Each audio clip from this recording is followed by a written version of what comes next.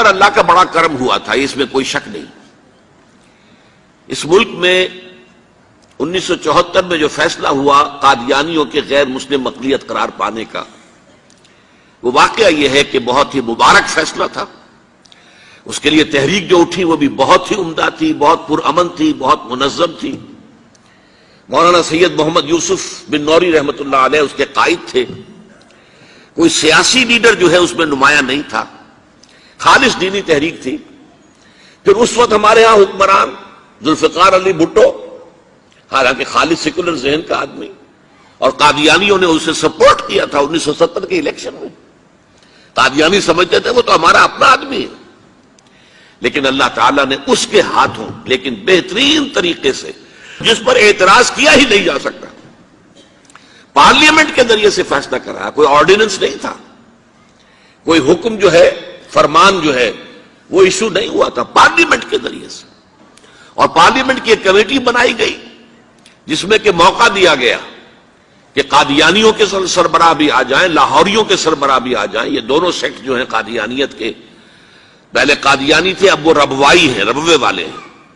لاہوری جیسے پہلے لاہوری تھے آج بھی لاہوری ہیں۔ ان دونوں کے سرکردہ لوگوں نے آ کر وہاں پر اس کمیٹی کے سامنے پیش ہو کر بیانات دیے اور کہا، کھل کر کہا۔ ناصر احمد اس وقت جو ہے خلیفہ تھا ان کا، مرزا طاہر احمد کا غالباً بڑا بھائی مرزا ناصر احمد۔ انہوں نے کہا ہم نبی مانتے ہیں، غلام احمد قادیانی کو ہم نبی مانتے ہیں، ڈنکے کی چوٹ کہا۔ لہذا اس کے بعد پارلیمنٹ نے فیصلہ کیا یہ غیر مسلم ہے، اور صحیح فیصلہ کیا۔ لیکن یہ فیصلہ ادھورا ہے، یہ بات آج میں پہلی مرتبہ کہہ رہا ہوں، اسے نوٹ کر لیجئے۔ قادیانیت کے فتنے کو کوئی گزند نہیں پہنچا ہے ان کے غیر مسلم قرار دیے جانے سے۔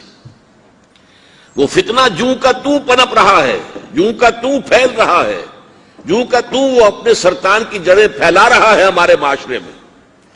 اور ویسے یہ کہ عالمی سطح پر انہیں بڑی سرپرستی حاصل ہو گئی ہے، پوری دنیا جو ہے، مغربی دنیا، وہ ان کی سرپرستی کر رہی ہے۔ لیکن یہ کہ اندرون ملک بھی اس فتنے کا قلع قبا اگر ہو سکتا تھا تو صرف اس وقت جبکہ اس فیصلے کا جو قانونی اور منطقی تقاضا ہے وہ بھی پورا کیا جاتا، اور وہ یہ کہ مرتد کو قتل کی سزا دی جاتی۔ اسلام میں مرتد کی سزا قتل ہے۔ وہی میں نے آپ سے عرض کیا، حضرت ابوبکر صدیق کے زمانے میں کیوں قتال کیا گیا، اور جتنے بھی لوگوں نے نبوت کے دعوے کیے انہیں کیوں قتل کیا گیا ہمیشہ اسلام کی تاریخ میں۔ لہذا مرتدین کی سزا، سزائے قتل جب تک نافذ نہیں ہوگی، اس فتنے کو کوئی گزند نہیں پہنچے گا۔ بلکہ وہ تو اپنے آپ کو مظلوم سمجھتے ہیں، مظلوم کی حیثیت سے پیش کرتے ہیں۔ اور ظاہر بات ہے کہ وہ سارے شاعر، چاہے آپ آرڈیننس نافذ کر لیں، لیکن ان کے جمعے کی نماز ہوتی ہے۔ یہ ٹھیک ہے کہ وہ مسجد کی شکل نہیں بنا سکتے، ماڈل ٹاؤن میں ایک بڑی کوٹھی کے اندر ان کا جمعہ ہوتا ہے، ان کی عیدیں علیحدہ ہوتی ہیں۔ وہ سارے شاعر اسلامی کو استعمال کر رہے ہیں، اور الٹا مظلومیت جو ہے اس کا لبادہ اوڑھ لیا ہے۔ جیسے دنیا میں یہودیوں نے ہولوکوسٹ کی مظلومیت کا لبادہ اپنے اوپر اوڑھا ہوا ہے۔ ہم جو چاہے ظلم کر لیں نوع انسانی پر، ہمیں کوئی گزند نہیں پہنچا سکتا، اس لیے کہ ہم نے اتنا بڑا ظلم سہا تھا، ہولوکوسٹ۔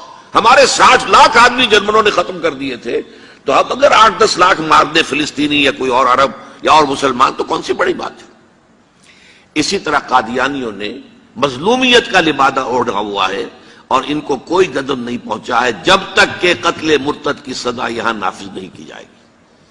اس میں یہ ہونا چاہیے تھا کہ جس روز میں یہ فیصلہ ہوا، ڈکلیئر ہو جاتا ساتھ ہی، اب تک کے جو قادیانی ہیں آج کے اس تاریخ سے فیصلے سے پہلے وہ تو اقلیت قرار پائیں گے، انہیں قتل نہیں کیا جائے گا۔ لیکن اس فیصلے کے نفاذ کے بعد جو شخص بھی قادیانیت اختیار کرے گا اس پر قتل مرتد کی سزا، اس کی حد جاری کی جائے گی۔